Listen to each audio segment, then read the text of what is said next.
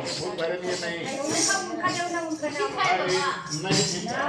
महाराज की नहीं हो तो भूत भरता है ऐसे हाँ और बढ़िया तो बताओ देखो हरे सुंदर नौ बहुत सुंदर बजाना है हरे सुंदर नंद मुकुंद कैसे ले वो तुम लोग का है वहाँ से लेगा ना हरे सुंदर सबका हरे सबका तो बोले भी गाओ नाचो झूम झूम कर हरे सुंदर नंद मुकुंद गाना बजाना हरे सुंदर का कितना सुंदर नाम है हरि भी है सुंदर भी है नंद भी मुकुंद भी भगवान का ये काफी काफी है एकदम जीवा में लोग गाते हुए झूमते हुए हरि सुंदर हरि सुंदर हरि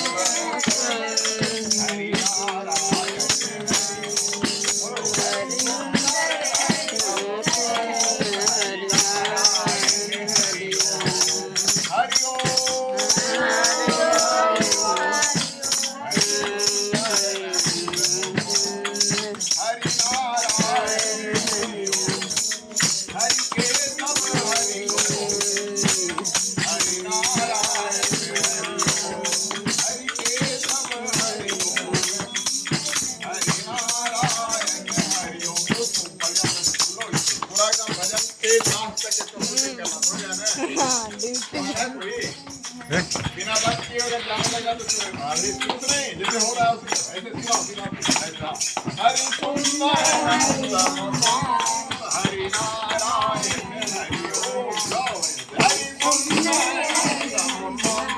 हरि नारायण हरि ओम हरि केशव हरि गोविंद हरि नारायण हरि ओम हरि सुंदर हरि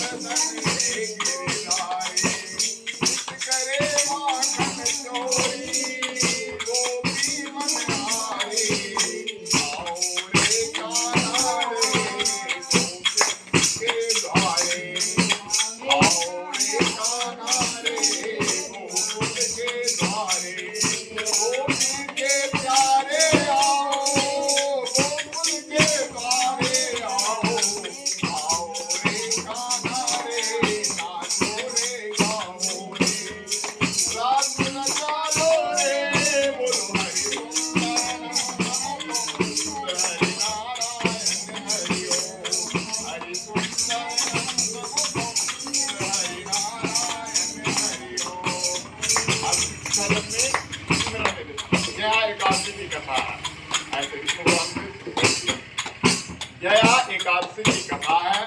आज का एकादशी का नाम है क्या? जया एकादशी। रख दो, पहले कथा सुन लो, बढ़िया से सुन लो, मन से, तन से, श्रवण से। आज की एकादशी जया एकादशी है। जो इस एकादशी का व्रत करता है उसे प्रेत पिशाच नहीं बनना पड़ता है। तो एक कथा इस प्रकार से है। धर्मराज युधिष्ठिर ने भगवान श्री कृष्ण से कहा कि हे जनार्दन, ध्यान से सुनो, आपने माघ मास के कृष्ण पक्ष की खटतिल्ला एकादशी का अत्यंत सुंदर वर्णन किया। अब आप कृपा करके माघ शुक्ल पक्ष के एकादशी का क्या नाम है, व्रत की विधि क्या है और उस दिन कौन से देवता का पूजन किया जाता है, विस्तार से बताइए। युधिष्ठिर किनसे पूछ रहे हैं? भगवान कृष्ण से। और कथा कहने वाले कौन है? भगवान कृष्ण है। श्री कृष्ण भगवान बोले, हे पांडुपुत्र, इस एकादशी का नाम जया है। आज की एकादशी का नाम क्या है? जया है। इसका व्रत करने से मनुष्य ब्रह्म हत्या आदि पापों से छुटकर स्वर्ग को प्राप्त करता है, पिशाच आदि योनियों से मुक्ति मिल जाती है। अतः सभी को यह व्रत विधि पूर्वक करनी चाहिए। अब मैं तुमको पद्म पुराण की कथा सुनाता हूँ। आज जो कथा सुनेगा वो कभी भूत प्रेत पिशाच नहीं बनेगा। देवराज इंद्र स्वर्ग में राज करते थे और अन्य सभी देवतागण सुखपूर्वक स्वर्ग में रहते थे। एक समय इंद्र अपनी नंदन वन में अप्सराओं के साथ क्रीड़ा कर रहे थे। क्रीड़ा मतलब खेल कर रहे थे, विहार कर रहे थे अप्सराओं के साथ, नृत्यांगनाओं के साथ। और गंधर्व गान कर रहे थे। गंधर्व जो होते थे गाना गा रहे थे। उन गंधर्वों में प्रसिद्ध था पुष्पदत्त तथा उसकी कन्या पुष्पावती और चित्रसेन तथा उसकी स्त्री का नाम था मलिन, वह भी वहां उपस्थित था। मलिन का पुत्र पुष्पवान और उसका पुत्र माल्यवान भी वहां उपस्थित था। उस समय पुष्पवती माल्यवान को देखकर मोहित हो गई। कौन? पुष्पवती माल्यवान को देखकर मोहित हो गई और कामबानों से चलायमान होने लगी। कामबानों से चलायमान होने लगी। वो जवान था, एक भी जवान थी। दोनों एक दूसरे पर आसक्त थे। जब लड़का लड़की को देखता है और लड़की लड़का को देखता है तो वहां क्या हो रहा है ये पता नहीं चलता है। कहा गया है प्रेम अंधा होता है। आगे कौन है? देवराज इंद्र उपस्थित है। इसका उसको ज्ञान नहीं रहा कि भगवान देवताओं के राजा यहाँ हमारे पास हैं। इसलिए वो एक दूसरे को एकटक देख रहा था। उसके रूप, उसके सौंदर्य, हाव भाव द्वारा मालवान को उसने बस में कर लिया। पुष्पवती की सुंदरता देखकर मालवान भी उस पर मोहित हो गया। ये दोनों कामदेव के बस में हो गए, परंतु इंद्र के बुलाने पर नित्य गायन के लिए आना ही पड़ा। उन्होंने अप्सराओं के साथ गाना शुरू किया, परंतु कामदेव के प्रभाव से उसका मन नहीं लगा और अशुद्ध गायन करने लगा। जो एक दूसरे के प्रेम में पागल होता है उसका मन कहीं नहीं लगता। उसकी इस भाव भंगिमा को देखकर इंद्र समझ गया कि ये एक दूसरे से प्रेम में मेरा अपमान कर रहा है और इंद्र गुस्सा में आ गए, क्योंकि देवताओं के राजा थे, और उसे श्राप दे दिया। क्या श्राप दे दिया? कि तू जाकर पिशाच रूप धारण करो और अपने कर्म का फल भोगो। इंद्र का श्राप सुनकर वे दोनों दुखी हुए, लेकिन क्या किया जाता है, श्राप जब लौट कर तो छूटता नहीं है। तो हिमाचल पर्वत पर जाकर पिशाच बनकर अपना जीवन को व्यतीत करना शुरू कर दिया। रात दिन में उन्हें एक क्षण भी नींद नहीं आती थी। उस स्थान पर अत्यंत सर्दी थी, उसके दांत सर्दी से कटकटा रहे थे। एक दिन पिशाच ने अपनी स्त्री से कहा, न मालूम हमने पिछले जन्म में कौन से पाप किए जिससे हमें इतनी दुख, इतनी कष्ट मिल रहा है, और यह पिशाच योनि को प्राप्त हुआ। पाप तो कर भी किया था, लेकिन फिर भी उसको याद नहीं था। सोच रहा था कौन सा पाप की। दैव योग से एक दिन माघ मास के शुक्ल पक्ष की एकादशी आई। उस दिन इन दोनों ने कुछ भी भोजन नहीं किया, जानबूझकर नहीं किया, गलती से नहीं किया। सोचो तुम लोग जानबूझकर नहीं करोगे तो कितना पुण्य मिलेगा। जब गलती से वो नहीं किया तो उसको पुण्य मिला। उसने उस दिन कोई पाप कर्म नहीं किया। वे दोनों अत्यंत दुखी मन से पीपल के वृक्ष के नीचे बैठे रहे। उस दिन उससे क्या हो गया? एकादशी का व्रत हो गया। जब सूर्य नारायण भगवान अस्ताचल को चले गए तो रात्रि भर इन दोनों सर्दी के कारण ही नींद नहीं आई। दूसरे दिन प्रातः काल होते ही इस व्रत और रात्रि जागरण के प्रभाव से इनकी पिशाच रूपी देह छूट गई। अब देखो एकादशी क्या कहता है? सिर्फ सहने के लिए नहीं कहता, रात्रि में जागरण करने के लिए कहा। इन लोग जगह तो पिशाच की योनि से मुक्त हो गया।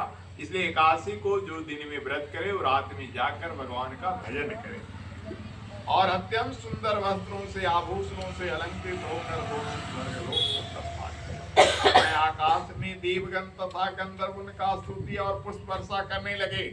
स्वर्ग में जाकर उन दोनों ने देवराजा इंद्र को प्रणाम किया। इंद्र ने उनको प्रथम रूप में देखकर चकित होकर पूछा, तुम अपनी पिशाच योनि से किस प्रकार छुटकारा पाया? कारण इंद्र जय जय इंद्र बैठ जाइए। इंद्र का श्राप लगा हुआ था तो पूछा कि अरे भाई मैंने श्राप दिया, तुम छूट कैसे गया?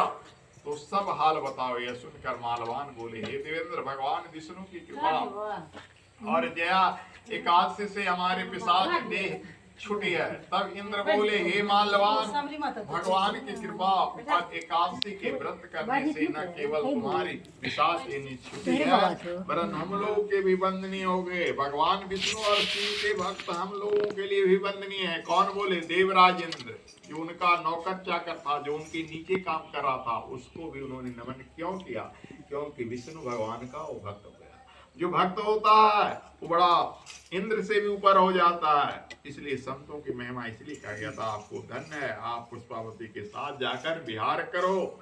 श्री कृष्ण ने अंत में कहा, यह हमारे तरफ से छुट्टी है, तुम जाकर जितना भी मन माना मौज करना है जाओ करो।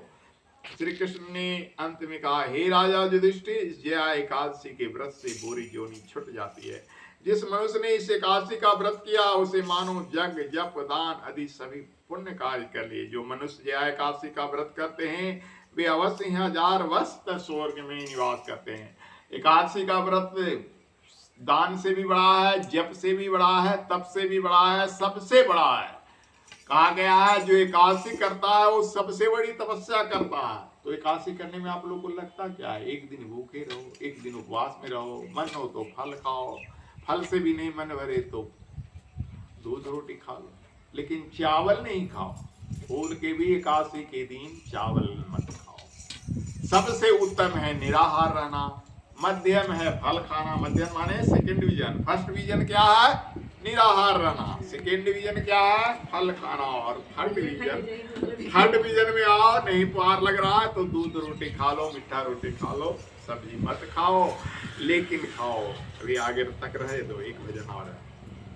श्रित कमला कुच मंडल घृत कुंडल कलित ललित बनमाल जय जय देव हरे। दिन मणि मंडल मंदन भव खंडन मुनि जन मानस हंस जय जय देव हरे।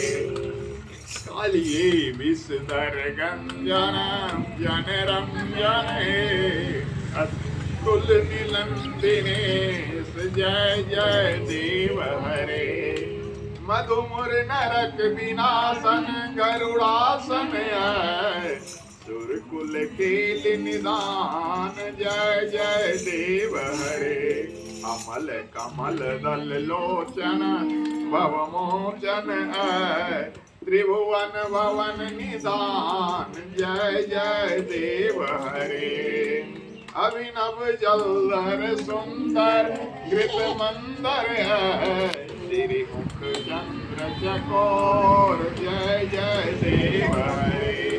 प्रभु चरणी प्रणताम वैनिति भाव गुरु कुशलम प्रणतेषु जय जय देव हरे। जय देवक वेद मुदित मुदम कुरुते मुदम मंगल मंजुल गीतम जय जय देव हरे। बोलो कृष्ण भगवान की जय।